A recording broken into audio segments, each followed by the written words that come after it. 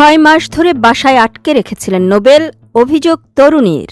Viral ভিডিওতে যে তরুণীকে সিঁড়ি দিয়ে টেনে হিঁচড়ে নামাতে দেখা যায় গায়ক মাইনুল আহসান নোবেলকে, সেই তরুণীকে 6 মাস ধরে ডেমরার ওই বাসায় আটকে রাখার অভিযোগ করা হয়েছে মামলায়। অপহরণ, ধর্ষণ ও মারধরের অভিযোগে ওই মামলা হওয়ার পর সোমবার রাত 2টার দিকে ডেমরা স্টাফ কোয়ার্টার এলাকা থেকে নোবেলকে গ্রেফতার করে পুলিশ। বুধবার আদালতের মাধ্যমে তাকে কারাগারে পাঠানো হয়। ডেমরা থানার পরিদর্শক মোহাম্মদ মুরাদ হোসেন বলেন, সম্প্রতি একটি ভিডিও ভাইরাল হয়েছে যেখানে এক তরুণীকে সিঁড়ি দিয়ে টেনে হিঁচড়ে নামাতে দেখা যায় নোবেলকে। গত রাতে ওই তরুণী ধর্ষণ, পর্নোগ্রাফি ও মারধরের অভিযোগে নোবেলের বিরুদ্ধে একটি মামলা করেন।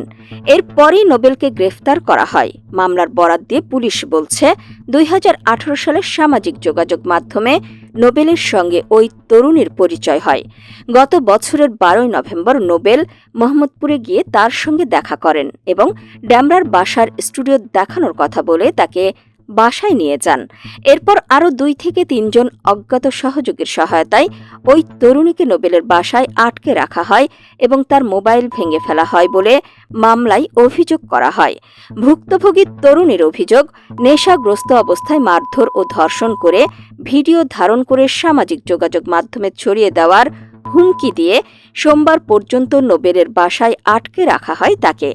অপরদিকে পুলিশ বলছে, ফেসবুকে ভুক্তভোগীকে মারধরের একটি ভিডিও ভাইরাল হলে পরিবার মেয়েটিকে চিনতে পেরে জাতীয় জরুরি সেবার নম্বর 999-এ ফোন করে। এরপর সোমবার রাত 9:30টার দিকে ডেমরা থানা পুলিশ ভিকটিমকে উদ্ধার করে। পরে ওই তরুণী মামলা করলে নোবেলকে গ্রেফতার করা হয়। এদিকে পুলিশের পরিদর্শক মুরাদ হোসেন মঙ্গলবার নোবেলকে আদালতে হাজির করে তাকে কারাগারে আটক রাখার আবেদন করেন।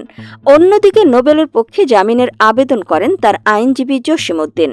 রাষ্ট্রপক্ষে ঢাকা মহানগর পাবলিক প্রসিকিউটর ওমর ফারুক জামিনের বিরোধিতা করে। শুনানি শেষে ঢাকার মহানগর হাকিম জিয়াউদ্দিন আহমেদ জামিন আবেদন নামঞ্জুর করে নোবেলকে কারাগারে পাঠানোর আদেশ দেন।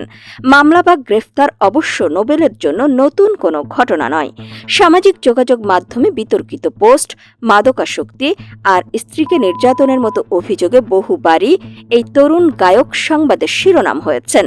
জানা যায়, 2019 সালে ভারতের জি বাংলা টিভির রিয়েলিটি শো সারে গামা পাতে অংশ নিয়ে তৃতীয় হয়ে আলোচনায় আসেন নোবেল।